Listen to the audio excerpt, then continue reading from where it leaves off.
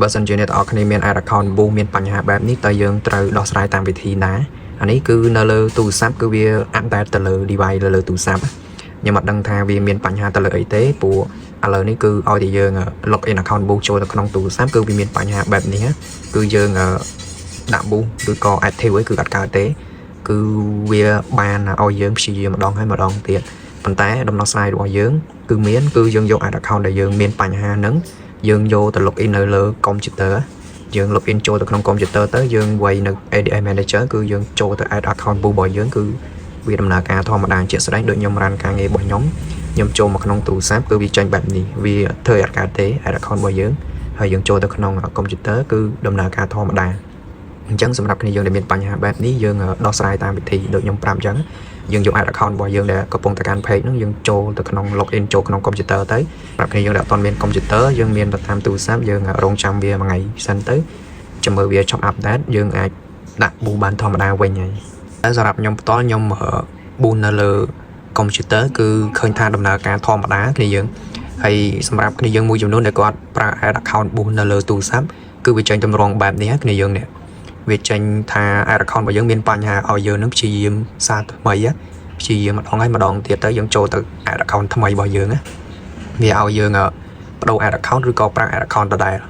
ប៉ុន្តែបើសិនជាយើងមាន computer យើងចូលក្នុង ADM manager គឺវាដំណើរការធម្មតាដូចខ្ញុំកំពុងតែ run ការងារនៅជាក់ស្ដែងខាងមុខហ្នឹងគឺខ្ញុំប្រើទៅលើ ADM manager គឺខ្ញុំឆែកឃើញធម្មតាអត់មានបញ្ហាអីទេប៉ុន្តែបើគ្នាយើងមានបញ្ហាបែបនេះអ្នកនរគ្នាគ្រាន់តែ login account ប៊ូអ្នកនរគ្នាចូលទៅក្នុង computer ហើយឆែកនៅក្នុង ADM manager ទៅគឺវាដំណើរការវិញហើយគាត់ដល់ពេលខ្លះទីមួយវាបញ្ហាទៅលើ internet អ្នកនរគ្នាវាចេញកន្លែងនេះហើយយើងព្យាយាមចុចវា3ទៅ4ដង5ដងអាសា clear ទូរស័ព្ទម្ដងទៅហើយបើសិនជាវានៅតែចេញបែបនេះទៀតអ្នកនរគ្នា clear ទូរស័ព្ទបិទទូរស័ព្ទ refresh ហើយចាំយើងចូលទៅក្នុង account ប៊ូម្ដងទៀតហើយបើសិនជាវានៅតែចេញបែបនេះទៀតអ្នកនរគ្នា